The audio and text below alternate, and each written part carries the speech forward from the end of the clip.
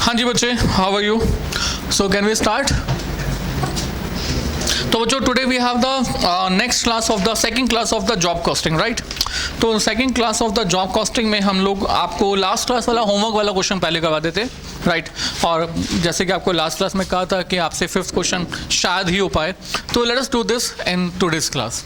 So question number fifth from hour extra notes जो आपके book के शायद लास्ट में होंगे या पीडीएफ के फॉर्मेट में अवेलेबल होंगे, तो please see this. So what we have, question मिल गया? And question says PR Limited manufactures and sells a typical brand of tiffin boxes under its own brand names। तो हमारी PQR Limited जो है वो क्या कर रही है, अपने नाम से एक टिफिन बॉक्स बना रही है। This installed capacity of the plant is 1,20,000 units per year attributable evenly over each month of the calendar year। कहते हैं कि हमारी इंस्टॉल्ड जो कैपेसिटी है बच्चों, इंस्टॉल्ड कैपेसिटी मतलब क्या है इसका? इंस्टॉल्ड कैपेसिटी मतलब कि हम लोग मैक्सिमम टू मैक्सिमम कितनी नंबर्स ऑफ यूनिट्स प्रोड्यूस कर सकते हैं? 1,20,000 units. We can produce and sell 1,20,000 units. तो हमने जो अपना प्रोडक्शन प्लान वगैरह लगाया हुआ है ये बेसिकली 1,20,000 यूनिट्स के लिए लगाया हुआ है, ठीक है? आगे लिखा हुआ है that evenly throughout the year. तो evenly throughout the year का मतलब क्या हुआ कि ये एक साल के लिए है और आपका जो हर महीने के लिए जो कैपेसिटी यूज होगी वो हर मंथ के लिए, हर महीने के लिए कितनी होगी? इक्वली। मीन्स अगर आपको कहा जाए कि बताइए जनवरी में हम लोग कितनी प्रोडक्शन कर सकते हैं, तो आप कहेंगे सर ये तो एक साल के लिए है और हमारे 1 मंथ के लिए जनवरी के लिए हो जाएगा 1,20,000 divide by 12 it will be 10,000। Same for the fabric के लिए फिर से कितना? 10,000 and so on till what? Till December it will be 10,000। So now I can say कि हमारी जो प्रोडक्शन है वो 10,000 यूनिट्स हैं पर मंथ। तो बच्चों आगे चलते हैं। Next we have The cost accountant of the company has informed the following cost structure of the product which is as follows। तो इसके अलावा हमें कुछ कॉस्ट स्ट्रक्चर गिवन है। कॉस्ट स्ट्रक्चर मतलब कि हमारे कौन कौन से इसके अलावा खर्चे होने वाले हैं। तो हमारे खर्चे होने वाले हैं नंबर 1 रॉ मटेरियल ₹20 पर यूनिट। तो रॉ मटेरियल खर्चा होने वाला है। Direct labour ₹12 per unit. Direct expenses ₹2 per unit. Variable overheads ₹16 per unit. So all this are per unit. तो मतलब ये कौन से नेचर के एक्सपेंस हो गए? लास्ट क्लास में सीखा था ना, वेरिएबल नेचर के। डायरेक्ट है तो ये किस नेचर के एक्सपेंस हो गए? वेरिएबल। और वेरिएबल एक्सपेंस जो होता है वो पर यूनिट हमेशा सेम होता है जब तक क्वेश्चन कुछ नहीं कहता तो। Okay, fixed overheads are ₹3 lakh. तो हमारा फिक्स्ड ओवरहेड का जो टोटल अमाउंट है वो कितने रुपीज़ का है? 3 लाख का। Okay, we one more different item we have semi variable overheads are as follows. तो आपके सेमी वेरिएबल एक्सपेंसेस इस तरह से ₹7,500 per month up to 50% capacity and the additional 2,500 per month for every additional 25% capacity utilization or part thereof। क्या कहता है? हमारे semi variable overheads जो हैं वो इस तरह से हैं कि पहले 50% कैपेसिटी के लिए कहता है कि first 50%, I repeat, first 50% capacity.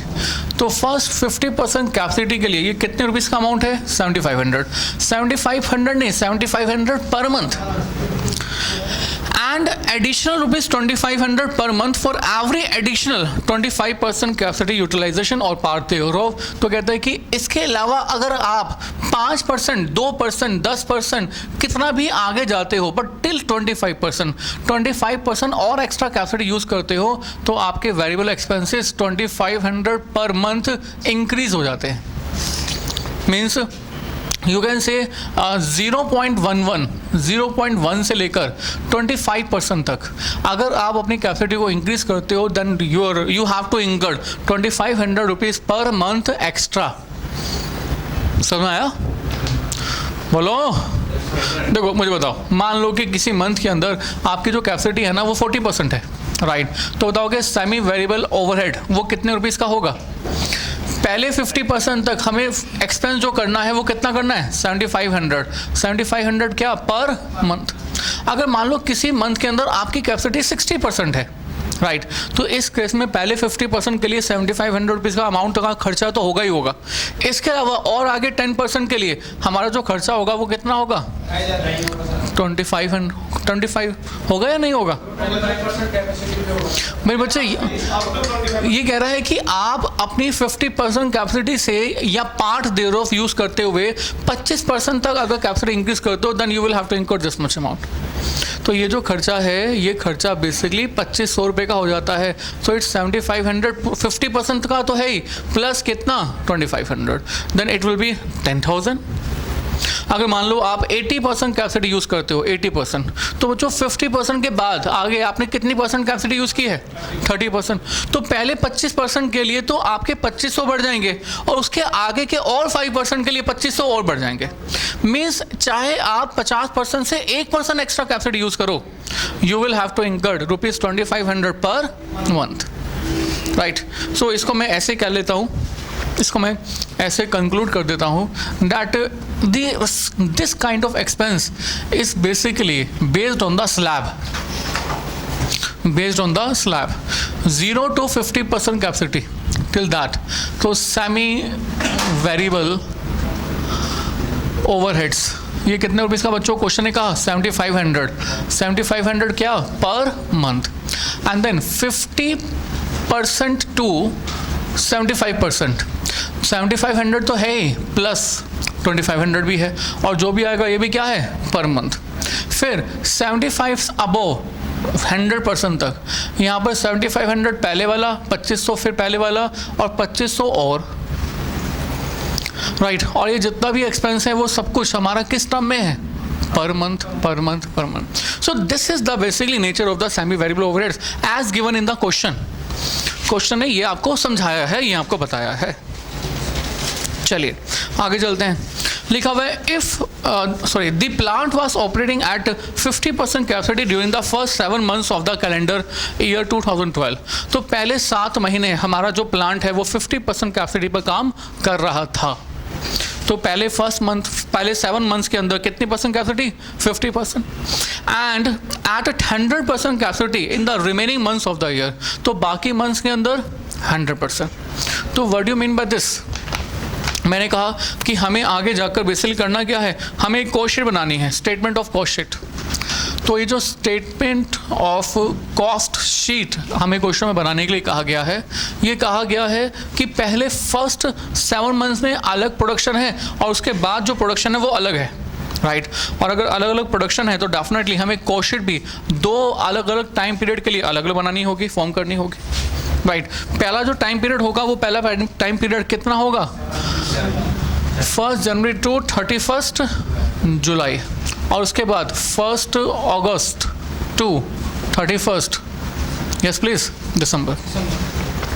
अब इस ड्यूरेशन के अंदर आपके पास ये सारी इंफॉर्मेशन हमें क्वेश्चन में गिवन है। तो बच्चों we have to prepare the cost sheet for this and this. और हमें क्वेश्चन ने क्या कहा? प्रोडक्शन कैपेसिटी जो हमारी यूज़ हुई है पहले 7 months में, क्वेश्चन के अकॉर्डिंग वो कितना परसेंट है? 50%। और उसके बाद हमारी जो प्रोडक्शन कैपेसिटी यूज हुई है हमारे क्वेश्चन के according this is 100%। So this is the information given in the question. Is it clear? चलिए, the plant was operating at 50% capacity during the first 7 months of the calendar year and 100% in the remaining months of the year. The selling price for the period from 1 January 2012 to 31 July 2012 was fixed at ₹69 per unit. कहते हैं कि पहले 7 months में, ये पहले 7 months है ना, तो पहले 7 months के अंदर हमारा जो selling price per unit fix हुआ है that is ₹69 per unit, right. First 7 months में तो 69 per unit. The firm has been monitoring the profitability and revising the selling price to meet its annual profit target of ₹8 lakh. कहते हैं कि हमारा जो ये सेलिंग प्राइस पर यूनिट है, इस वाले सेलिंग प्राइस को हम चेंज करना चाहते हैं। इस तरह से चेंज करना चाहते हैं कि हम अपने कंपनी के टारगेट प्रॉफिट पर पहुंच सके। हमारा टारगेट प्रॉफिट क्या है? राइट, टारगेट प्रॉफिट इस ₹8 लाख। तो अब आप बताइए, इस टारगेट प्रॉफिट पर पहुंचने के लिए हमें आने वाले समय के लिए हमें सेलिंग प्राइस क्या फिक्स करना चाहिए? What should be the selling price? Right तो बताना बच्चों, मतलब क्या क्वेश्चन लिखा हुआ है, you are required to suggest the selling price per unit for the period from 1 August 2012 to 31 December 2012। तो आने वाले टाइम पीरियड के लिए आपका सेलिंग प्राइस क्या फिक्स होना चाहिए, this is the question. Prepare cost sheet clearly showing the total and per unit and the also the profit for the year. अच्छा, पर यूनिट भी निकालना है। तो बच्चों जैसे कि क्वेश्चन ने पर यूनिट भी कह दिया आपको फाइंड करने के लिए, तो let us do one thing, एक काम और कर लेते हैं कि हम पर यूनिट का कॉलम भी बना लेते हैं, per unit and per unit and total and total। बच्चों कुछ समझ में आया करना क्या हमें? We have to find out the, yes please, selling price per unit, selling price per unit from the 1st August to 31st December, so that we can achieve our target profit of rupees 8 lakh। तो कैसे करेंगे हम, क्या कहते हो? हम एक काम करेंगे, 1 जनवरी टू 31 जुलाई के बीच में जितना भी प्रॉफिट हम ऑलरेडी अर्न कर रहे हैं उस प्रॉफिट को इस टारगेट प्रॉफिट में से माइनस कर देंगे। बाकी जो भी प्रॉफिट रह जाएगा उस प्रॉफिट को हम लोग इस वाले ड्यूरेशन से रिकवर करने की बात करेंगे। यस बच्चों, फिर से मैंने आपको कहा कि ये सारी इंफॉर्मेशन है and we have to find out the selling price. यहाँ तक की तो इंफॉर्मेशन हमें मालूम है। Let us do one thing कि पहले हम कॉस्ट शीट बना लेते हैं, कॉस्ट के बेसिस पर सेलिंग प्राइस की बात बाद में करते हैं। राइट सेलिंग प्राइस की बात करने के लिए हमने पहले फर्स्ट 7 मंथ्स का सेलिंग प्राइस गिवन है, प्रॉफिट तो आ ही जाएगा और बाकी जो प्रॉफिट बचेगा वो वहाँ पर फाइंड करके कैलकुलेट करके हम लोग सेलिंग प्राइस की कंप्यूटेशन करेंगे। That is on the later stage. पहले हम इस वाले कॉस्ट वाले पार्ट को कंप्लीट करते हैं और कॉस्ट वाले पार्ट को कंप्लीट करने के लिए late us start from the raw material. So raw material से बात करते हैं, मतलब डायरेक्ट मटेरियल। कॉस्ट शीट बनानी है ना, तो कॉस्ट शीट कैसे बनाएंगे? डायरेक्ट मटेरियल से स्टार्ट करके। सो डायरेक्ट मटेरियल बच्चों वी हैव ₹20 पर यूनिट, तो 20 पर यूनिट। अच्छा, इस वाले टाइम पीरियड में प्रोडक्शन कितनी होगी, क्या कहते हो? 50% तो ठीक है, बट 50% ऑफ व्हाट? ये हम 50% जो है वो कैपेसिटी पर काम कर रहे हैं। राइट ध्यान देना बच्चों, ध्यान देना। हमने कहा 100% कैपेसिटी जो है वो है 1,20,000। तो ऑब्वियसली 50% कैपेसिटी कितनी हो जाएगी? 60,000। और से 1,20,000 और 60,000 जो है ये पर एनम है, ये पर एनम है और आपको तो क्या चाहिए? पर month. So how you will calculate the per month? तो आप कहेंगे that per month production at 100% capacity is equal to 1,20,000 divided by 12 and it will be कितना? 10,000 per month and per month production at 50% capacity is equal to 60,000 divided by 12। बच्चों कितना हो जाएगा? 5,000 per month। Right तो बच्चों इस तरह से है। तो बच्चों मुझे बताइए ये 1 जनवरी से 31 जुलाई कितना टाइम ड्यूरेशन हो गया इनके बीच में? 7 months. So this is basically 7 months. अगर ये 7 मंथ्स हो गया है तो आई मस्ट से कि 7 मंथ्स के लिए आपके पास जो प्रोडक्शन होगी वो कितनी होगी? राइट 7 into 50% कैपेसिटी के according 5,000। So is equal to 35,000 units. अगर आप 100% कैपेसिटी पर काम करोगे तो 100% कैपेसिटी पर काम करने का मतलब हुआ दैट दीज आर कितने मंथ्स है ये? 5 मंथ्स। और 100% कैपेसिटी पर काम करते हुए हर महीने में आपकी जो प्रोडक्शन होगी that will be 10,000। So in this way we have to produce 50,000 units. बच्चों यहाँ तो कोई डाउट नहीं है? अब बच्चों अगर यहाँ तक आपको समझ आ गया, आगे क्वेश्चन तो बहुत स्मूथली होता रहेगा। रॉ मटेरियल पर यूनिट 20 और आगे भी कितना? 20। भाई कॉस्ट में तो कोई चेंज है ही नहीं। राइट तो 20 रुपीज़ पर यूनिट 35,000 यूनिट्स के लिए मल्टीप्लाई कर दीजिए और मुझे बताइए कितनी वैल्यू आती है? Yes please 7 lakhs। 7 lakhs। और वहाँ पर देखिए 20 into 50,000 how much? 10 lakhs। 10 lakhs। ये डायरेक्ट मटेरियल था। इस डायरेक्ट मटेरियल में हम लोग ऐड कर देते हैं क्या? Direct labour. और देखो बच्चों, हमें क्वेश्चन में डायरेक्ट लेबर भी गिवन है। We have direct labour of ₹12 per unit, तो 12 रुपये पर यूनिट है जो कि वेरिएबल नेचर का होता है। अगर पर यूनिट वेरिएबल कॉस्ट 12 रुपये है तो total we can find out, multiply by numbers of units कर देंगे। मल्टीप्लाई कर दीजिए, यस प्लीज। 4,20,000 एंड 12 इंटू 550,000 कितना? 6 लाख। डायरेक्ट एक्सपेंसेस भी हैं हमारे पास, तो इनको इसमें हम डायरेक्ट एक्सपेंसेस भी ऐड कर दीजिए। And the direct expenses are ₹2 per unit, 2 रुपये पर यूनिट। तो 2 into 35,000 how much? 70 and then 1 lakh. 1 lakh. तो बच्चों just add up all this, सबको ऐड कर दीजिए। वेरिएबल ओवरहेड्स भी हैं, पर बच्चों हमें तो पहले प्राइम कॉस्ट निकाल रहे हैं ना, कॉस्ट शीट बना रहे हैं। क्या कॉस्ट शीट में प्राइम कॉस्ट के अंदर ओवरहेड्स ऐड होते हैं?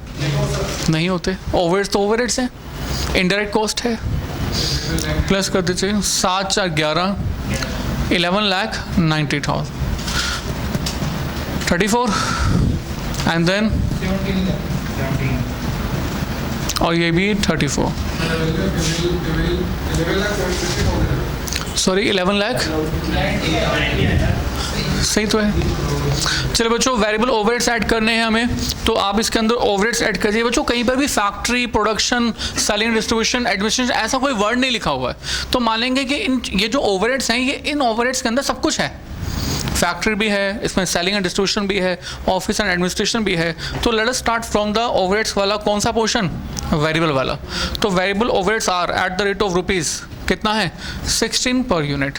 तो 16 रुपये पर यूनिट के हिसाब से, तो it's very simple, 16 rupees per unit. तो can we multiply? Yes please. 5,60,000 और 16 इंटू दिस कितना? वेरिएबल ओवरहेड्स हो गया। इसके बाद फिक्स्ड ओवरहेड्स, और जो ये फिक्स्ड ओवरहेड्स हैं हमारे पास वो कितने रुपीस के हैं? 3 लाख, राइट। और इसके अलावा एक और चीज़ है, that is semi variable overheads. Semi variable overheads, और आपके पास सेमी वेरिएबल ओवरहेड्स, बच्चों क्वेश्चन से देखो ना, आपके पास क्वेश्चन में क्या गिवन है? Semi variable overheads you have, अगर आप 50% तक काम कर रहे हो तो आपके एक्सपेंस होंगे 7,500 पर मंथ। फिफ्थ क्या होगा बच्चे? Right, you are correct, yes you are correct sir. Fix overhead भी तो आपका 3 लाख रुपीज़ पर एनम है ना? Yes sir, yes. तो ये हो जाएगा 3 लाख मल्टीप्लाई बाय कितने मंथ्स के लिए? 7/12 and this is again ₹3 lakh multiply by how much months? 12 months. तो ये आप कर लोगे, मुझे आप आगे जाने दो। सेमी वेरिएबल ओवरहेड्स, ये जो सेमी वेरिएबल ओवरहेड्स है हमारे क्वेश्चन के अंदर वो कितना है? अगर हम 50% कैपेसिटी तक काम कर रहे हैं देन इट विल बी, हाँ जी बच्चों, 7,500। और ये 7,500 क्या? 7,500 पर मंथ, और here we have total of 7 months, then it will be 7,500 multiply by 7, right. आपने कैलकुलेट कर दिया, इट्स 52,500, राइट। और इसके बाद आगे चलिए, जब हम नेक्स्ट 5 मंथ्स की बात कर रहे हैं तो नेक्स्ट 5 मंथ्स के अंदर हम क्या कहेंगे? यहाँ पर हम कितनी परसेंट कैपेसिटी पे काम कर रहे हैं? 100%। अब 100% कैपेसिटी पे हमारे सेमी वेरिएबल ओवरहेड्स होंगे कितने? 7,500 plus 2,500 plus 2,500 means total of what? 12,500। तो यहाँ पर हो जाएगा बच्चों 12,500 मल्टीप्लाई बाय 5, 62,500। अच्छा, जैसे मैं यहाँ पर कैलकुलेशंस करके अमाउंट लिख भी रहा हूँ, क्या आप ऐसे ही क्या करेंगे? नहीं, इसको आप स्टार बना के अलग कहीं पर लिख दीजिए, फिर वर्किंग नोट बना के यहाँ पर अमाउंट फिलअप कर दीजिए, right. So this is you have to do. तो बच्चों इसके बाद इनको हम ऐड कर देंगे। और तो कोई एक्सपेंस नहीं है? हाँ जी बच्चे, नो। और इसके बाद हम फाइंड कर लेते हैं टोटल कॉस्ट। तो बच्चों यहाँ पर टोटल कॉस्ट ऐड करके बताइए कितना आता है, और यहाँ पर भी टोटल कॉस्ट बताइए कितना आता है। Please do this fast. 20 lakh 90,77,500 फिर से बच्चे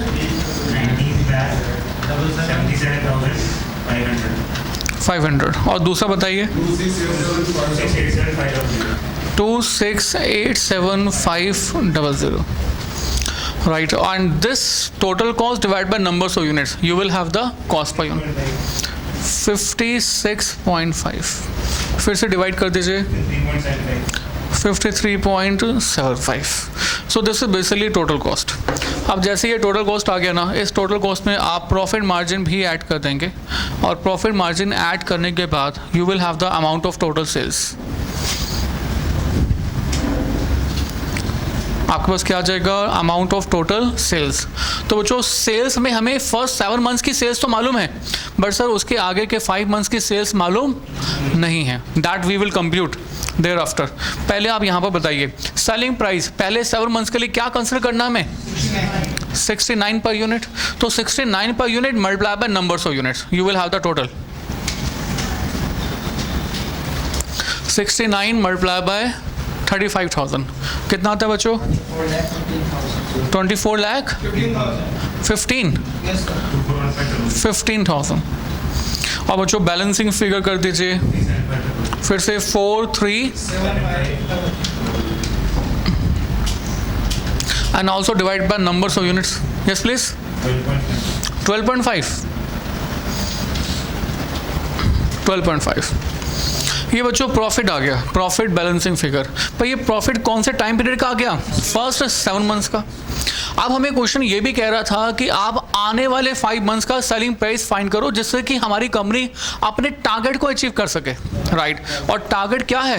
8 लाख रुपीज़ का प्रॉफिट अर्न करना. तो 8 लाख रुपीज़ के प्रॉफिट अर्न करने के लिए late us do one thing. एक काम करते हैं कि जितना टारगेट खत्म हो गया है वो तो ठीक है, जितना टारगेट अचीव करने के लिए और प्रॉफिट चाहिए वो बर्डन हम लोग आने वाले 5 मंथ्स पर ट्रांसफ़र कर देते हैं. Like we say that the total target profit, हमारा टोटल टारगेट प्रॉफिट है कितने रुपीज़ का? 8 लाख का. इसमें से less profit earned during first 7 months, right. तो फर्स्ट 7 मंथ्स के अंदर जो प्रॉफिट अर्न हुआ है वो कितना हुआ है? It's 437,500, right. और डिफरेंस बता दीजिए 362,500, right. This is profit to be charged from 5 months, right. तो 5 मंथ से हमें जो प्रॉफिट चार्ज करना चाहिए that should be this one. Easy. अब सर ये जो प्रॉफिट है वो हम लोग कैसे, मतलब कैसे सेलिंग प्राइस निकालेंगे? हम के ये जो प्रॉफिट है that we have to charge from next 5 months. और नेक्स्ट 5 मंथ्स की जो कॉस्ट है वो कितने रुपीज़ की है? This one. तो हमने कहा that total cost for next 5 months is equal to rupees 2687500 plus profit to be charged. तो आपको कितना प्रॉफिट चार्ज करना है? 362,500. and now we can say total sales amount in rupees. Yes please. 30,000. और जो ये टोटल सेल्स आ गई, और अगर आपको selling price per unit find करने के लिए कहा जाए तो आप कैसे करोगे? इस टोटल सेल्स को डिवाइड कर दोगे नंबर्स ऑफ यूनिट्स से. So divided by numbers of units. So numbers of units are 50,000. So numbers of units are 50,000. And now we have the selling price per unit. कितना बचे? 61. So we have selling price per unit 61. So means we should have to maintain the 61 as the selling price so that we can achieve the target. हाँ जी, target profit of rupees 8 lakh.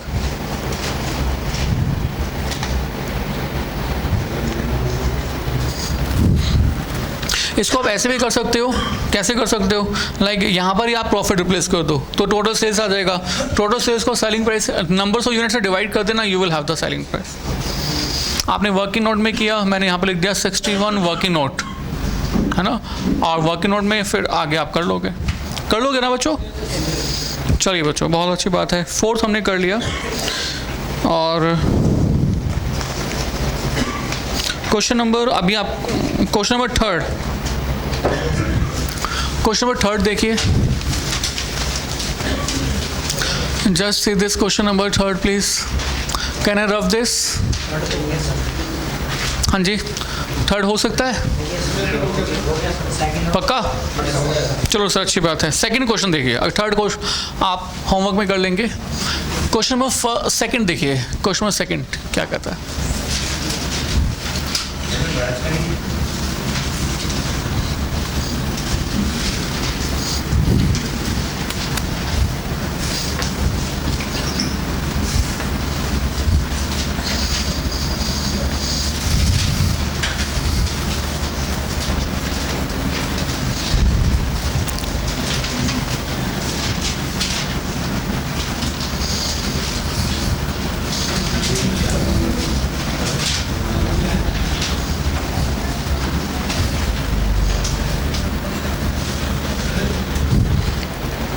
Yes please. So question number second देखिए। देखो, second question किसी भी तरह से हमारे job costing से related नहीं है, बट फिर भी एक क्वेश्चन है, राइट। और ये क्वेश्चन आपके सामने यहाँ पर प्रेजेंट कर रहे हैं। इसमें एक वर्ड यूज़ किया है वेरिएंस। हाँ जी बच्चों, इसमें एक वर्ड यूज़ किया है, दैट इज़ वेरिएंस। वेरिएंस जिन लोगों ने स्टैंडर्ड कॉस्टिंग पढ़ा हुआ है उन लोगों को अच्छी तरह से मालूम है। Variance stand for the difference between estimation and actual. I repeat, difference between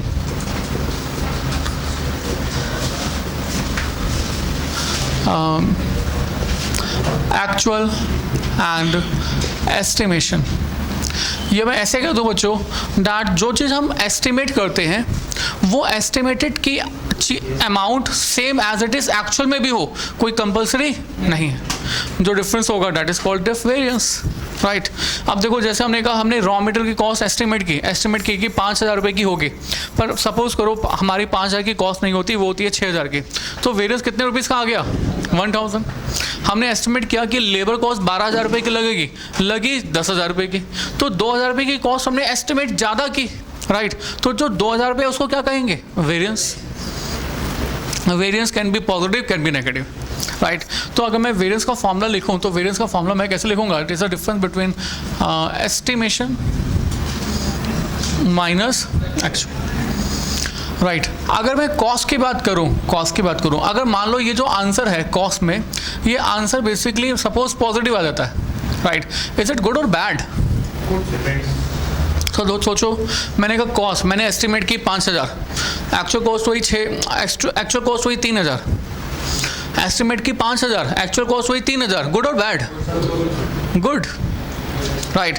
तो हम अगर पॉजिटिव आता है तो उसको हम बोलते हैं फेवरेबल, राइट। और अगर मान लो इसका आंसर नेगेटिव आता है तो नेगेटिव कब आएगा? जब हमने कहा एस्टिमेट की कॉस्ट हमने 5,000, एक्चुअल हुई 6,000, राइट। 5,000 माइनस 6,000 माइनस 1,000, तो इस माइनस 1,000 को नेगेटिव को क्या बोलेंगे? Adverse, right. तो बच्चों, ये स्टैंडर्ड कॉस्टिंग चैप्टर पूरा का पूरा इस पर बेस्ड है, जो कि आने वाली आपने नहीं देखा है, नहीं किया है तो उसके में आएगा। क्वेश्चन नंबर 2,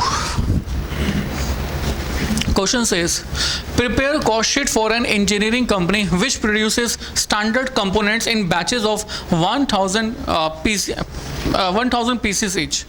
तो कहता है कि हमारी कंपनी जो प्रोडक्शन कर रही है वो प्रोडक्शन 1,000 यूनिट्स के बैचेस में कर रही है। मीन्स एक बार में हमारी कंपनी कितने नंबर्स ऑफ यूनिट्स प्रोड्यूस करती है? 1,000। So numbers of units in one batch, units per batch, तो पर बैच जो नंबर्स ऑफ यूनिट्स हैं दैट इज 1,000। इजी।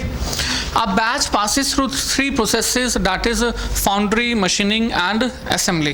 तो हमारा जो बैच है वो 3 प्रोसेस से पास होता है। तो ये जो प्रोसेस हैं ये कौन कौन से हैं? क्वेश्चन में लिखा हुआ है, that is foundry, and machining and assembly. तो इस तरह से बेसिकली हमारे पास 3 बैचेस हैं, foundry, machining and assembly, right. और आगे कहता है that the material use for a batch number 001 were foundry 1300 tons at the rate of ₹50 per ton, of which 50 tons were send back to the stores. तो कहता है कि हमारा जो मटेरियल यूज हुआ है वो इतना है, कितना है material, 1300 tons at the rate of ₹50, और जिसमें से 50 टन जो है वो वापस कर दिए गए हैं। तो एक किस्म से हमारे इस बैच में नंबर्स ऑफ मटेरियल यूज कितना हुआ है, 1250। हम लोग 1250 कंसिडर करेंगे या फिर ये 1300 कंसिडर करेंगे, 1250, क्योंकि बाकी तो वापस चले गए, right. So we said that in this process material की जो कंजम्पशन है, यूसेज जो है, जो एक्चुअल में यूज़ हुआ है, वो एक्चुअल में यूज़ कितना हुआ है, 1250 material at the rate of rupees, कितना बचे, ₹50। एंड बच्चों मल्टीप्लाई कर दीजिए, कितना आता है, 62,500. So actually we had used the material of ₹62,500. आगे कहता है other details, and other details are foundry, machining and assembly. और इन तीनों की तीनों में डायरेक्ट लेबर यूज़ हो रही है, ओवरहेड्स यूज़ हो रहे हैं।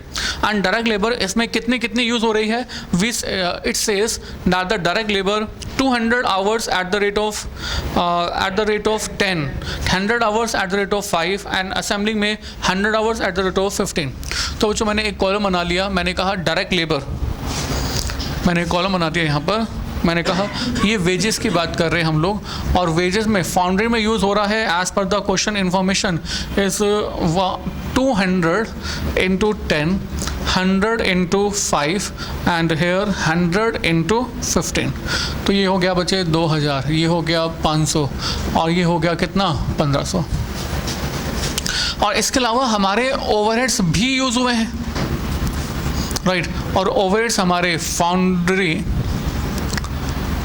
मशीनिंग एंड असेंबली, इसके अंदर कितने यूज़ हुए हैं, ₹15 पर लेबर आवर। बच्चों अगर 15 रुपये लेबर आवर है पर, तो मतलब कितने नंबर्स ऑफ लेबर आवर्स हैं, 200, एंड वी हैव ₹5 पर labour our, how much hours, 100, and again 100 into 5, तो हाउ मच वी हैव बच्चे, 3,500 and 500. So these are the actual information that we have used in the batch of the 1000 units. Is it clear? Right. तो बच्चों इसके बाद जो भी आगे लिखा हुआ है सारा कुछ मैथमेटिक्स है, ओनली मैथमेटिक्स, कोई कॉन्सेप्ट नहीं, कोई क्वेश्चन नहीं, ऐसा कुछ नहीं है कि इसको करने के लिए मुझे आपको कुछ सिखाना होगा। मैथमेटिकली क्वेश्चन पढ़ो, जो क्वेश्चन कह रहा है उसको अप्लाई कर दो, दैट्स इट। देखो क्वेश्चन क्या कह रहा है, a comparison of the actual cost with the estimation, estimated cost discloses that material and overheads have exceeded the estimates by 20%। कहता है कि जो एक्चुअल इंफॉर्मेशन है ना, मटेरियल और ओवरहेड जो है वो हमारे एस्टिमेशन से 20% ज़्यादा हो गए। I repeat 1 minute. हाँ जी सर, क्या बोलिए,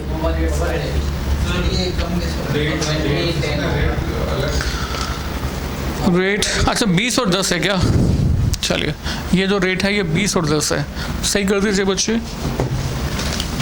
₹8, 20 और 10 कितना हो जाएगा भाई, 2000, एंड कितना हो जाएगा 1000। बच्चों फिर से ध्यान दीजिए, क्या कहा हमने कहा a comparison of the actual cost with the estimated cost estimates that material and overheads have exceeded the estimate by 20%। कहता है कि ये जो एक्चुअल खर्चे हैं ना मटेरियल के और ओवरहेड्स के, ये एस्टिमेटेड से 20% ज़्यादा है। अगर मैं आपको ये कहूँ कि एस्टिमेशन 100 का है, तो यानी कि ये जो एक्चुअल है वो कितने के लिए है, 120 के लिए। तो अगर ये 120 के लिए है, ये 120 के लिए है, can you find out the amount for the 100? Yes, very easily, right. तो यही हमें यहाँ पर करना भी है। तो बच्चों बताना हमारी एस्टिमेटेड इंफॉर्मेशन में आप कैसे कितनी अमाउंट लिखोगे। मैंने इसमें थोड़ा सा वर्किंग बना दिया, राइट। एक वर्किंग कॉलम, एक कॉलम और बाद में। तो वर्किंग के लिए हम कहेंगे 60 to 500। वही माइंड बॉक्स के अकॉर्डिंग कर रहे हैं, और क्या माइंड बॉक्स याद है? माइंड बॉक्स मतलब अपने मन में एक स्ट्रक्चर बनाना है। Let the estimation 100, and estimation 100, increase हुआ 20, तो मतलब इंक्रीज होने के बाद एक्चुअल कितना आ गया 120, and this information is for 120 ना, तो अगर 120 की इंफॉर्मेशन है तो what is the information for 100, so I will say 60 to 500 divide by 120 multiply by 100, right. तो बच्चों बता दो ये अमाउंट कितना आता है? Yes please, 52083, easy. 0.33 भी है, 0.33। अच्छा और सुनो, ये जो 2000 है ये भी 20 नहीं वेजेस नहीं, ओवरहेड्स, ये जो 3000 है, 2000 है, 1000 है, ये भी 20% ज़्यादा है। तो इसका मतलब ये हुआ कि जो हमारा एस्टिमेटेड है वो अगर 100 तो 20 ज़्यादा, तो ये इन्फॉर्मेशन फिर से क्या रिप्रेजेंट कर रही है? 120, right? So how you will calculate all this information? You will say it will be 3000 divided by 120 multiplied by 100, 2000 divided by 120 multiplied by 100, and 1000 divided by 120 multiplied by 100. So in this way you will have all these informations. तो बच्चों बता दो कितना कितना? Yes please. 2500. 1566. Next 833.33, यही है 1. अच्छा okay, is it clear? चलिए आप सब वेजेस के बारे में देखो, क्वेश्चन कुछ जरूर कह रहा होगा कि एस्टिमेटेड कितना है, लिखा है and the estimation labour cost is 10% more than the actual. Actual से लेबर कॉस्ट 10% ज़्यादा है, सॉरी एस्टिमेशन से लेबर कॉस्ट 10% ज़्यादा है। फिर से एस्टिमेशन अगर 100, 10% एक्स्ट्रा और 110 हो जाएगी, तो ये जो इन्फॉर्मेशन है वो कितने के लिए है? ये जो इन्फॉर्मेशन है, सॉरी ये इन्फॉर्मेशन लेबर वाली जो इन्फॉर्मेशन है ये किसके लिए है? 110 के लिए। Can we find out the amount for the estimation? बच्चों कैसे लिखेंगे? 2000 divide by 110 multiply by 100।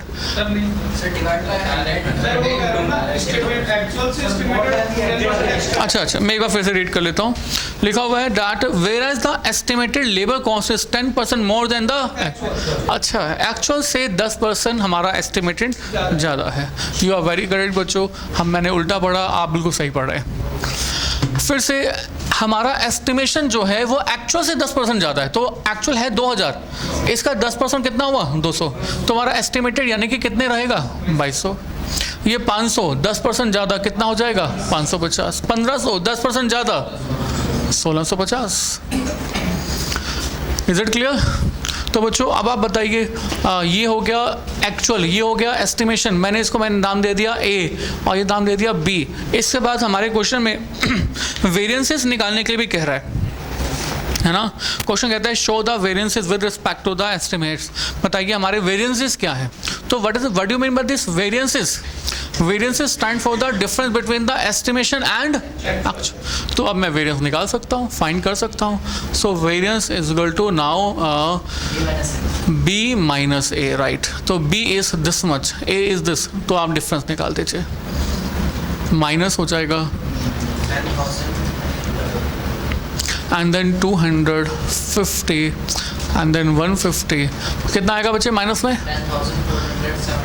10417 point something, point कुछ नहीं है।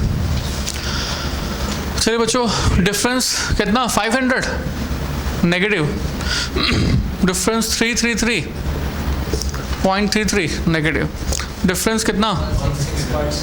66 नेगेटिव। और बच्चों ये जो नेगेटिव है, इस नेगेटिव को क्या लिख देते हैं? और एडवर्स को हम A से डिनोट करते हैं, A फॉर एप्पल वाला बच्चों, A। और जो पॉजिटिव है उसको हम डिनोट करते हैं फेवरेबल से, और फेवरेबल को हम F से डिनोट करते हैं।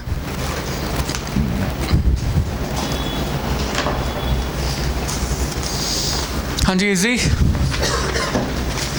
Question number 1,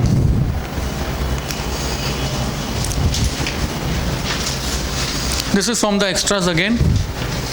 Please read this question.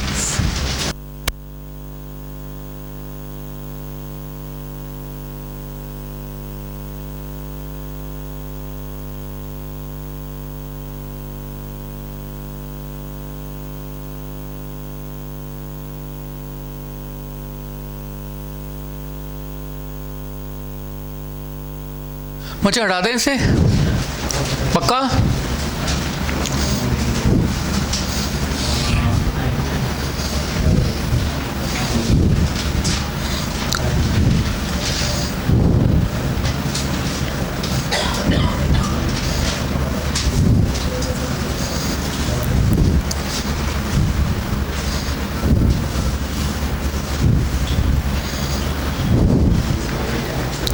चलिए बच्चे, क्वेश्चन नंबर 1 देखिए, रीड करते हैं साथ के साथ फॉर द एक्स्ट्रास।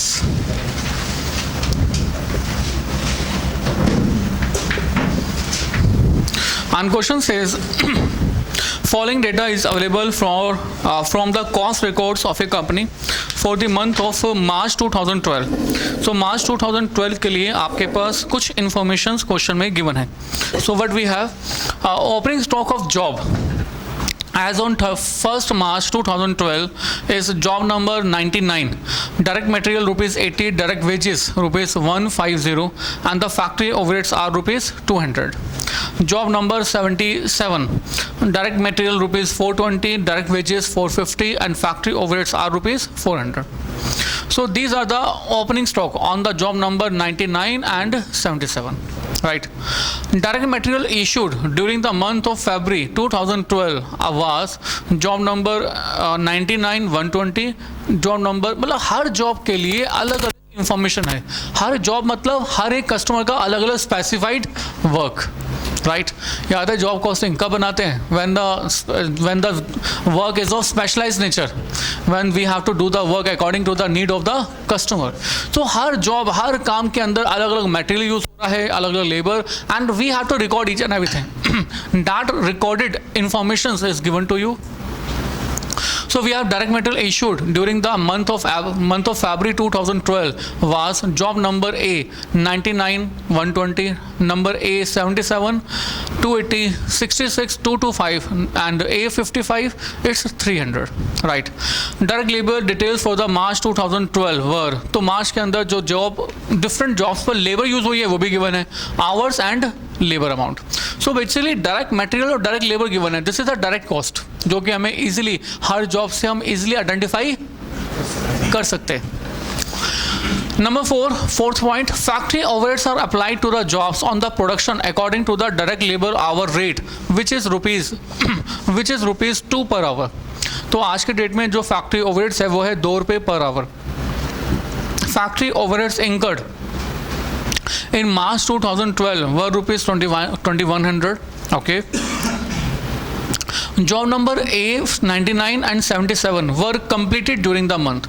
तो हमारे इस ड्यूरेशन के अंदर कौन सी जॉब कंप्लीट हो गई है? 99 and 77. They are build to the customer at a price which include 15% of the price of the job for selling and distribution expenses.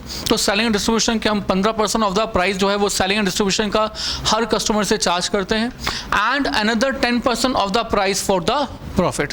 तो प्रॉफिट के लिए 10% चार्ज करते हैं. Prepare job cost sheet for job number A 77 and A 99. तो इन दो specific jobs के लिए आपको कॉस्ट शीट बनानी है. Determine the selling price for the jobs, तो आपको सेलिंग प्राइस भी फाइंड करना है. Calculate the value of the work in progress. तो बच्चों वर्क इन प्रोग्रेस, ये वर्क इन प्रोग्रेस कहाँ से आ गया?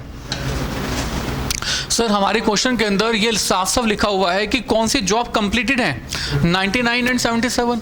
तो बाकी तो जो दो जॉब्स हैं, दो जॉब्स कौन कौन सी? 66 एंड 55. ये जॉब्स हमारी कंप्लीटेड नहीं है. तो जो जॉब्स हमारी कंप्लीटेड नहीं है वो जॉब्स हमारी कौन सी जॉब कहलाएंगे? Working.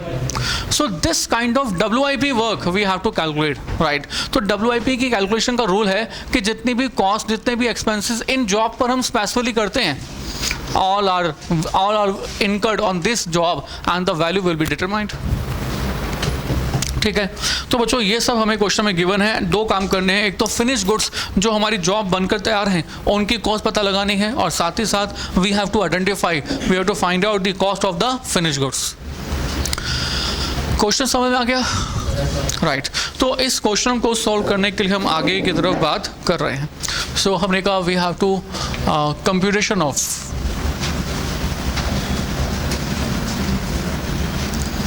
cost of job. Job number, हाँ जी बच्चे कौन सी जॉब है ये? 99। एंड जॉब नंबर कौन सी है ये? 77। तो बच्चे कहाँ से स्टार्ट करते हैं जनरली हम लोग? We are always starting from the direct material. तो बच्चों देख के बताना डायरेक्ट मटेरियल हमारा कितना कितना यूज हुआ इस इन जॉब्स के अंदर। So as per the information given in the question, direct material issue during the month of February was job number 99 में 120 और 77 में 280। So we have to use here it's 120 and 280. Direct labour, हमारी direct labour कितनी कितनी use हुई? हाँ जी बच्चे, वो तो ओपनिंग WIP है ना, ओपनिंग WIP ओपनिंग WI वाले कॉलम में आएगा। मैं बच्चे opening WIP work in progress के अंदर तो सब कुछ इंक्लूड होता ही है, वो आपको अलग अलग करके दिया हुआ है। अलग अलग क्यों कर सकते हैं, ऐसा गलत नहीं कहलाएगा, राइट। बट हमारे पास ओपनिंग WIP का अलग से कॉलम होता है ना, we will add up this. चलिए और चलते हैं। हाँ जी बच्चे, ये तो मैं कह रहा हूँ ओपनिंग स्टॉक ऑफ WIP आप अलग से ऐड करते हो ना, तो वहाँ पर ऐड कर देना एक एक करके। आप बोलो फिर से। हाँ जी ओपनिंग दिया हुआ है। हाँ 99 जॉब तो हमारे ड्यूरेशन में कंप्लीट हुई है। 99 जॉब तो हमारे मार्च में कंप्लीट हुई है, उसी तो कॉस्ट कैलकुलेट कर रहे हैं। और मार्च से पहले जब ये जॉब काम चल रहा था तो हमने लास्ट मार्च से पहले हो गया फरवरी, तो फरवरी 28 को हमारी जॉब 99 में 77 में जितना काम कंप्लीट हो गया था उसको हमने फरवरी का क्लोजिंग WIP का और मार्च का ओपनिंग WIP का, तो ओपनिंग WIP को ओपनिंग WIP की जगह पर रिप्लेस करेंगे। चलिए, material issue during the month is 120 and 280। Direct labour बच्चों, डायरेक्ट लेबर बताना जॉब नंबर 99 पर हमारी जो डायरेक्ट लेबर है वो कितने की है? 400 एंड दूसरे में 450। अच्छा आप ठीक कह रहे हो बच्चों, अमाउंट जो है वो कितने का है? 600 एंड 450, राइट। और बच्चों इसके अलावा आपके पास और कुछ है? इसी को हमने क्या नाम दिया? प्राइम कॉस्ट, और इट्स बेसिकली 720 एंड इट्स 730। और इसमें हम लोग क्या ऐड कर देते हैं बच्चों? Factory overheads, right. और बच्चों देखो फैक्ट्री ओवरहेड्स का रेट हमें क्वेश्चन में गिवन है, कितने रुपीस का गिवन है? 2 रुपीस का। और बच्चों फैक्ट्री ओवरहेड का जो रेट गिवन है दैट इज ₹2 पर आवर।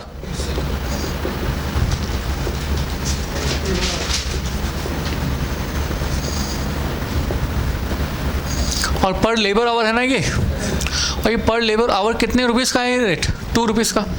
पर बच्चों थोड़ा ध्यान दो, हमारे क्वेश्चन के अंदर फैक्ट्री ओवरहेड्स इंकर्ड भी दिए हुए हैं, और ये फैक्ट्री ओवरहेड जो इंकर्ड है दैट इज ₹2100। अगर आपके पास फैक्ट्री ओवरहेड इंकर्ड गिवन है तो एक बार चेक कर लो कि जो ये रेट यूज हो रहा है वो ठीक भी यूज हो रहा है या नहीं। What I means, if I will ask you that find out the factory overhead rate, तो आप ये factory overhead rate कैसे find करोगे? आप कहोगे factory overhead rate per hour। ये find होता कैसे है? overheads incurred, overhead incurred divided by labor hours, right. और हमारे क्वेश्चन के अकॉर्डिंग ओवरहेड इंकर्ड है 2100, और जो total numbers of labour hours हैं वो कितने हैं? देखो हमारे क्वेश्चन में जितनी भी इंफॉर्मेशन है ना उस इंफॉर्मेशन में लेबर आवर्स को ऐड कर दो। मतलब क्या क्या ऐड करना आपको? 400, 200, 300 एंड 100। तो बच्चों हमारे पास total numbers of labour hours are this is 400, 200 and 300 and 100। तो कितना हो जाता है बच्चों? It's ₹2.10, right. तो हमारे अकॉर्डिंग जो factory overhead rate per hour होना चाहिए वो कितना होना चाहिए?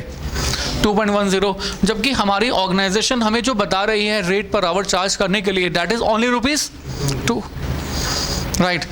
ऑर्गेनाइजेशन ₹2 का रेट कह रही है, हमारे अकॉर्डिंग चार्ज होना चाहिए कितना? 2.10, जो which is good one, which is better one, अगर हम कंपनी के अकॉर्डिंग ही चलेंगे ना, हमारे बताए हुए रास्ते ऊपर चलेंगे जो क्वेश्चन का रेट है, तो इसके अकॉर्डिंग तो हमें नुकसान हो जाएगा। हमारा एक्सपेंस खर्चा हो रहा है 2.10 पर आवर का, जबकि रिकवरी की जा रही है जस्ट ₹2, तो इट्स गुड और बैड? It's bad. ये हम तो लेबर और लेगा सब दो मशीन का चाहिए, 99 और 77 का लेना। मेरे बच्चे, जब आप रिकवरी रेट निकाल रहे हो, ओवरहेड इंकर जो ले रहे हो, ये ओवर इंकर भी तो सबके लिए है। अभी आप जॉब पर अमाउंट ट्रांसफर थोड़ी कर रहे हो, अभी तो आप सिर्फ ओवर रिकवरी रेट निकाल रहे हो। Overhead is for whole of the month, और पूरे मंथ में जितनी भी जॉब्स हैं उन सबके ऊपर आपने खर्चा किया कितना? 2100, तो लेबर आवर सबके लोगे। अच्छा, हाँ जी बच्चों, एक नोट लिखते हैं। फैक्ट्री ओवरहेड पर labour our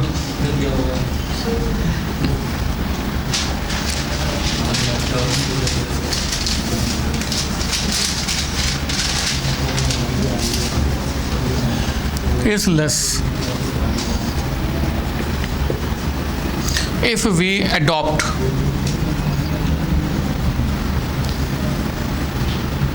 such rate, then whole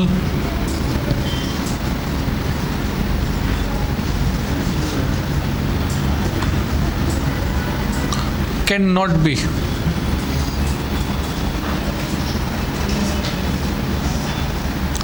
क्या? रिकवर्ड। अगर आप ये गिवन रेट अप्लाई करोगे तो सारे ओवरहेड आप रिकवर नहीं कर सकते। Hence we should apply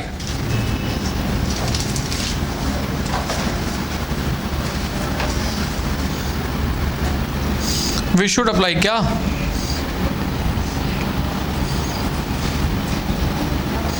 recovery rate of ₹2.10 क्या बच्चों?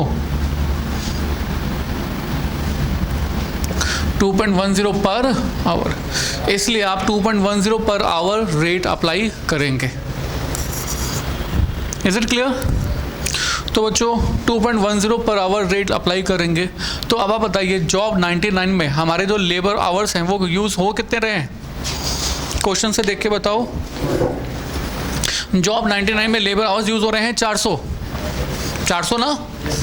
सो these are 400 multiply by recovery rate per hour ₹2.10। और जॉब नंबर 77 में आपके पास लेबर आवर्स यूज़ हो कितने रहे हैं? 200, रेट पर आवर 2.10। तो बच्चों इस तरह से आपके पास जो भी अमाउंट है, ये अमाउंट फैक्ट्री ओवरहेड्स का आ गया, दैट शुड बी चार्ज। और इसमें में अगर हम ओपनिंग WIP ऐड कर दें, add opening work in progress, और opening work in progress again given है क्वेश्चन के अंदर, जिसमें आपके पास अमाउंट गिवन है 80 + 150 + 200 एंड 420 + 450 + 400। तो जो भी अमाउंट है इसको कंसिडर कीजिए। यस प्लीज, 330 ना, एंड 1270, 430, 2 3 4 430। तो ओपनिंग WIP ऐड भी कर दिया। अब इसको हम क्या कहेंगे? फैक्ट्री कॉस्ट या yes please work cost, factory cost और work cost, and plus add up all this. Yes please बच्चों प्लस कर दो।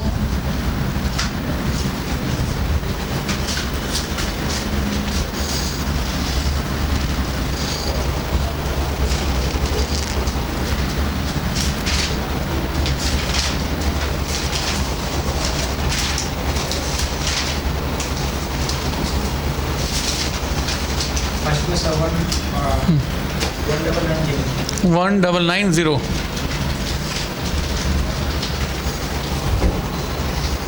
और उसके बाद 24, फिर से 2420।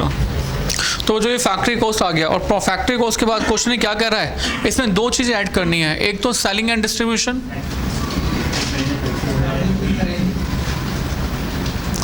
एक तो सेलिंग एंड डिस्ट्रीब्यूशन, और अब आपके पास ये क्या आ जाएगा, आपके पास कॉस्ट ऑफ सेल्स, और एक चीज़ और ऐड करनी है, that is amount of profit, और अब आपके पास क्या आ जाएगा, amount of sales. So these two we have, मतलब in this way you have to calculate all this. तो बच्चों क्या करें, माइंड बॉक्स देखो आपके पास साफ साफ गिवन है, क्वेश्चन से देखो, they were billed to the customer at a price which include 15% of the price of the job for selling and distribution expenses। कहते हैं कि आप सेलिंग प्राइस इस तरह से फाइंड करो जिससे कि सेलिंग एंड डिस्ट्रीब्यूशन के 15% का अमाउंट इसमें इंक्लूड हो जाए, राइट। तो अगर मैं कहता हूँ कि अगर सेल्स प्राइस 100 है तो सेलिंग एंड डिस्ट्रीब्यूशन कितना हो जाएगा, 15,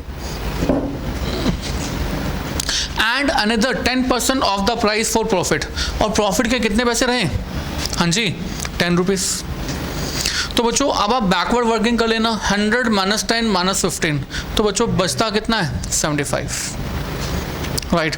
ये 75 बचता है। अब ये 75 की इंफॉर्मेशन आपके पास है, तो 75 की इंफॉर्मेशन आपके पास है, and you have to find out the information for this 15 and also this 10। तो आप ये कैसे कैलकुलेट करोगे, how you will calculate, you will say 1990 divide by 75 multiply by 15, तो ये हो जाएगा 1990 डिवाइड बाय 75 मल्टीप्लाई बाय 15। और प्रॉफिट के लिए बच्चों फिर से कैसे हम कहेंगे, 1990 जो है वो कितने के लिए, फिर से 75 के लिए, तो आप इसको फिर से कन्वर्ट कर देना कितने के लिए, 10 के लिए। बच्चों माइंड बॉक्स याद है ना आपको, बहुत बार हमने यूज़ किया, same here we are using. वापस में आ जाइए, it's 2420 divided by 75 multiply by 15, और यहाँ पर फिर से 2420 डिवाइडेड बाय 75 मल्टीप्लाई बाय 10। तो बच्चों इस तरह से आपके पास ये सब कुछ कंप्यूट हो जाएगा। सो सेल्स आई जाएगी। So this is for the work in progress of the or the finished goods. This is for the finished goods. हमें क्वेश्चन के अंदर ये भी कह रहा है कि आप वर्क इन प्रोग्रेस की कैलकुलेशन भी कीजिए। Just copy this and then we will calculate the work in progress.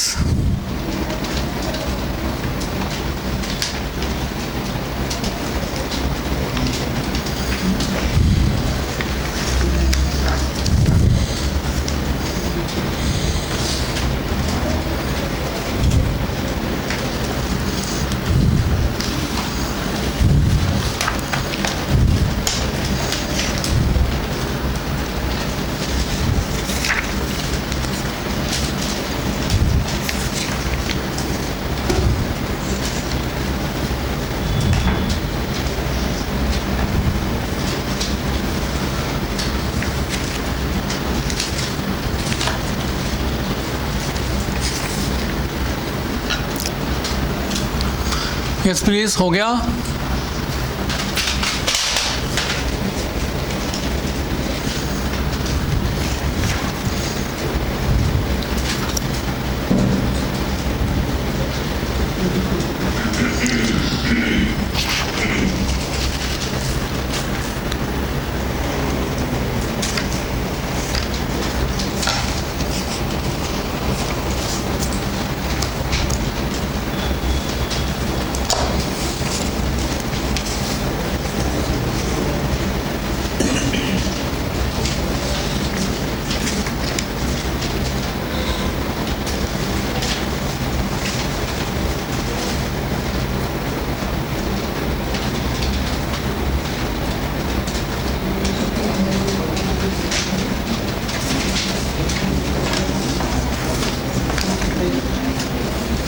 Yes please, done. चलिए सर, बहुत अच्छी बात है। सो हम वैल्यू कर रहे हैं, वैल्यू ऑफ द WY पे।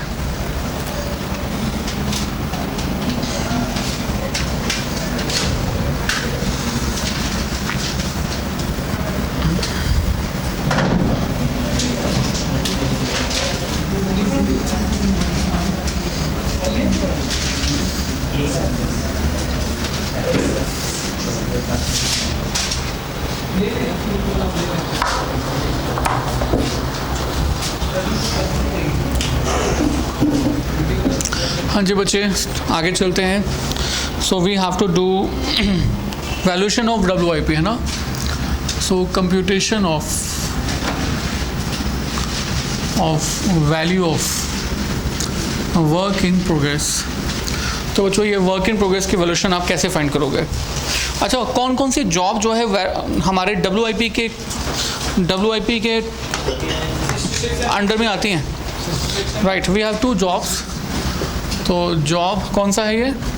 66 एंड जॉब 55. राइट. अब इसमें आपके पास जो जो खर्चा हो रहा है वो कंसिडर कर लो. देखना बच्चे, डायरेक्ट मटेरियल खर्च हो रहा है इसमें. यस. कितने रुपीस का है? 225 एंड रुपीज़ 300. डायरेक्ट लेबर खर्च हो रही है, डायरेक्ट लेबर भी खर्च हो रही है. कितने रुपीस की? रुपीज़ 66 के अंदर 675, राइट, एंड 225. और इसको हम ऐड कर देते हैं, and in this way we have the prime cost. Yes please. 900 and 525. इसमें हम लोग और क्या ऐड कर देंगे? Factory overheads. और बच्चों ये जो फैक्ट्री ओवरहेड्स का रेट होगा, वो रेट कौन सा कंसिडर होगा? जो कि हमने पहले अभी कंसिडर किया था. सो इट रुपीज़ 2.1 पर लेबर आवर. राइट. तो ये 2.1 मल्टीप्लाई बाय 2.1 मल्टीप्लाई बाय, तो 2.1 multiply by labour hours consider करने हैं. और आपके पास लेबर आवर 66 के अंदर कितने हैं? 300. और दूसरे वाले में कितने हैं? 100. So it will be now 630 and 210. आप इनको ऐड कर दीजिए. This is we have in this way total cost. Plus कर दीजिए and 530. And this is the value of the WIP. ये वैल्यू ऑफ WIP क्यों कह रहे हैं? क्योंकि ये जॉब्स हमारे क्वेश्चन के अकॉर्डिंग अभी कंप्लीटेड नहीं हैं. If they are incompleted jobs, this will be set to be WIP cost. Right. अब सर हमारे वाली बुक में आ जाइए, मतलब पुराने वाले क्वेश्चंस पर आ जाइए. और हमारे वाले क्वेश्चंस के अंदर second question and third question job costing का ही है, और जो कि आपके होमवर्क में होगा. हमारे वाले बुक में पार्ट 2 में जो आपको दिया हुआ है, second and third question are is in homework. And this is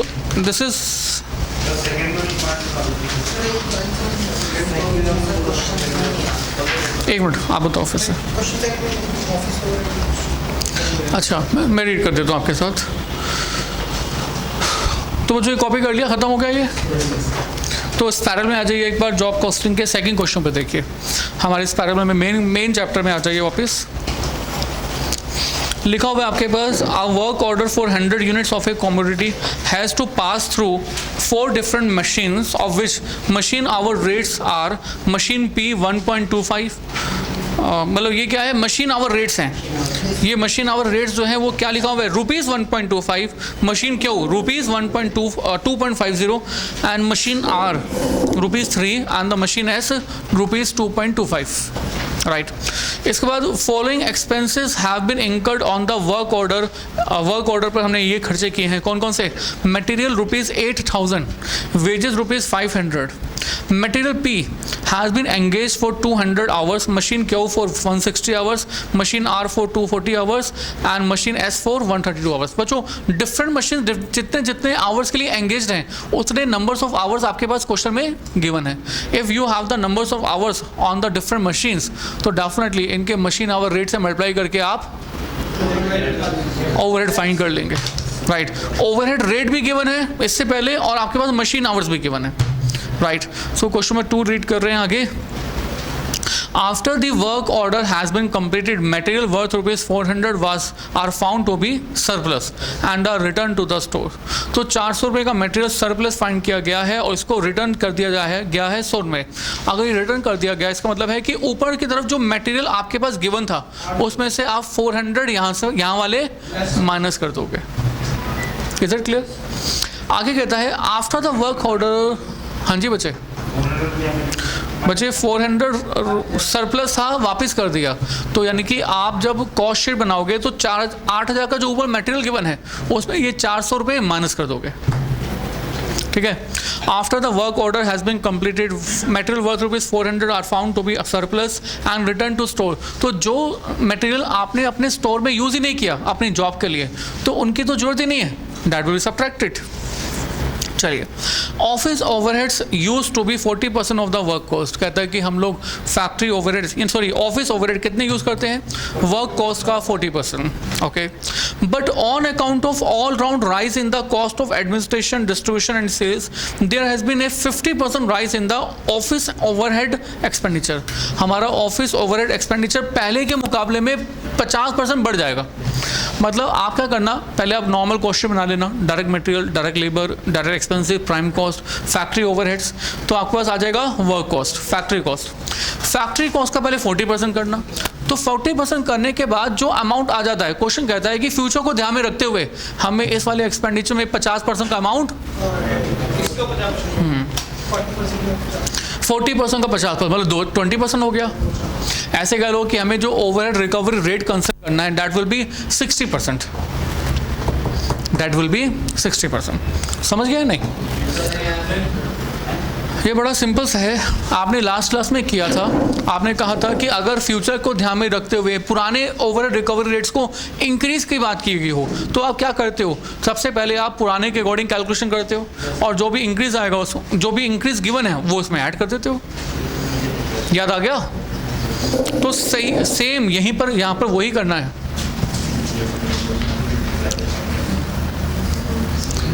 जब आप जॉब कॉस्ट शीट प्रिपेयर करोगे, when you prepare the cost sheet, job cost sheet, so इस केस में आप पहले डायरेक्ट मटेरियल लिखोगे, डायरेक्ट लेबर लिखोगे, प्राइम कॉस्ट आ जाएगा, फैक्ट्री ओवरहेड लिखोगे, और ये मशीन PQRS के लिए आएगा, तो ये फैक्ट्री कॉस्ट आ जाएगी।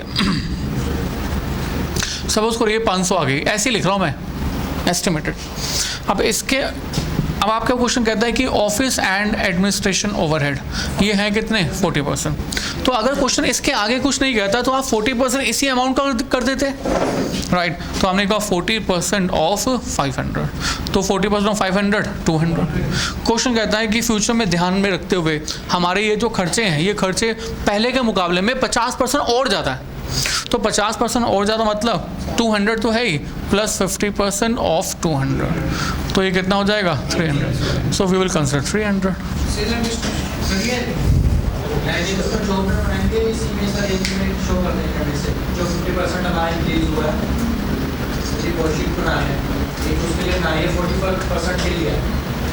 मैं नहीं समझ रहा आपकी बात।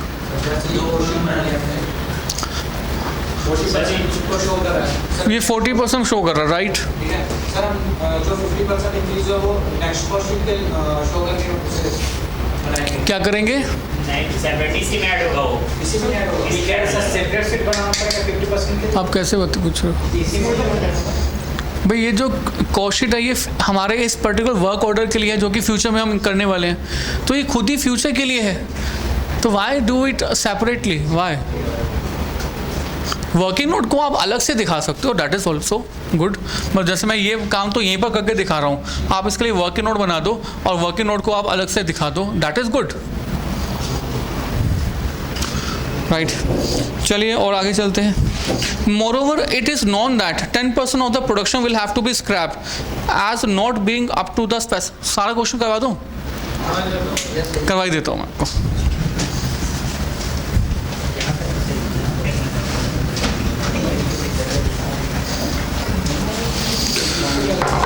सो बच्चों, क्वेश्चन ने कहा a work order for the 100 units of a commodity has to be pass through 4 different machines of which machine hour rates are this. तो आपके मशीन आवर रेट्स ये वाले दिए हुए हैं। Following expenses has been incurred on the work order, material 8000 और wages 500।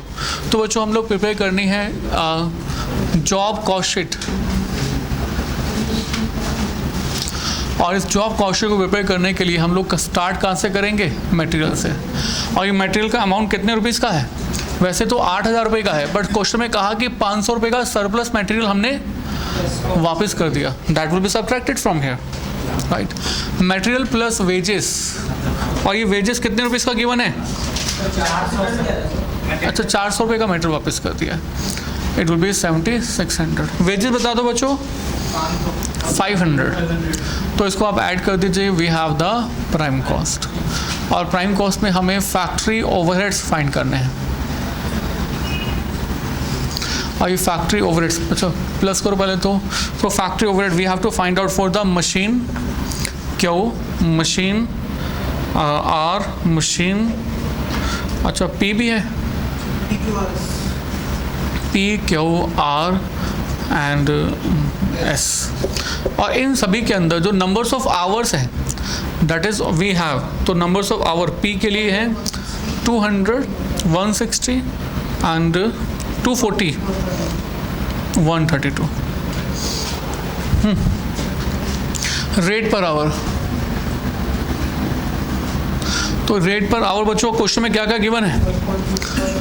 1.25, 2.50 and this is 3 and 2.25। आप इनको मल्टीप्लाई भी कर दीजिए, just multiply this two, 250, 400, 720, 297। So these are the factory overheads. तो आप इनको ऐड कर दीजिए, यू विल हैव द क्या आ जाएगा? Factory cost 967। अब 9767 के अलावा बच्चों आपके पास क्वेश्चन में एक इन्फॉर्मेशन ये दी हुई है that moreover it is known that 10% of the production will have to be scrapped as not being up to the specification and the sale proceeds of the scrapped output will be only 5% of the cost of sales। कहता है cost of sales का आपको 5% realise होगा, means ये तो बाद में हम बेचेंगे ना, राइट। तो इस फैक्ट्री कॉस्ट में हम पहले office and administration overhead add कर देते हैं, ऑफिस एंड एडमिनिस्ट्रेशन ओवरहेड्स। तो हमारे क्वेश्चन में ऑफिस एंड एडमिनिस्ट्रेशन ओवरहेड के लिए क्या कहा हुआ है, कितने हैं ये? क्वेश्चन कह रहा है office and administration overhead are 40%। 40% of what? Factory cost, right.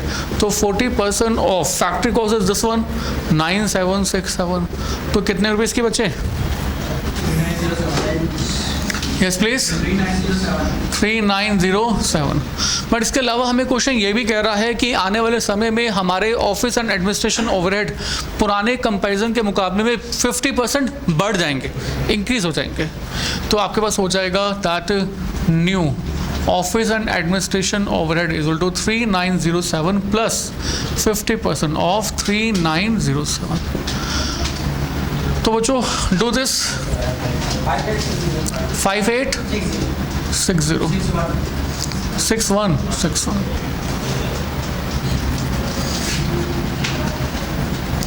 और इसको ऐड कर दीजिए। We have 8 12 16 1 and 15 and this is called cost of sales. और बच्चों क्वेश्चन में साफ साफ कहा गया कि हमारा जो 10% ऑफ द प्रोडक्शन है वो स्क्रैप हो गया। मतलब अगर मैं आपसे पूछूं बताओ स्क्रैप कितना हो गया सामान, आप कहोगे जितनी भी हमारी कॉस्ट ऑफ सेल्स है ना उसका 10%। तो हमने कहा स्क्रैप प्रोडक्शन, तो स्क्रैप प्रोडक्शन हो गई बेसिकली हमारे क्वेश्चन के अकॉर्डिंग 15628 का कितना परसेंट? 10%। सो 15628, राइट। और इस स्क्रैप प्रोडक्शन को हमने जो सेल आउट किया है वो कितने रुपीस में सेल आउट किया है, ये भी हमें क्वेश्चन में कहा हुआ है। कहता है moreover it is known that 10% of the production will have to be scrapped as not being up to the specification and sale proceeds of the scrapped output will be only 5% of the cost of sales. Cost of sales का 5% ही इस scrap से हम लोग realise कर पाए हैं। तो हमने कहा cash realized is equal to 5% of scrapped production, right, so it will be 5/100 into 15628। तो बच्चों कितना आता है? 781.4। तो बच्चों जो भी अमाउंट आया है इसको हम यहाँ से हटा दें, minus sale of scrapped it's 781 और now we have net cost of sales.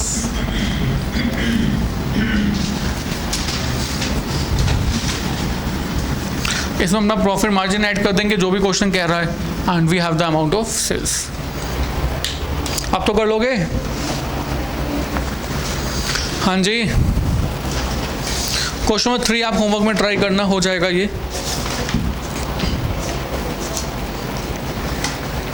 Now we have to start another topic, batch costing, right? तो just wait for the 5 minutes, take a break of 5-10 minutes and then we will start, right? Okay.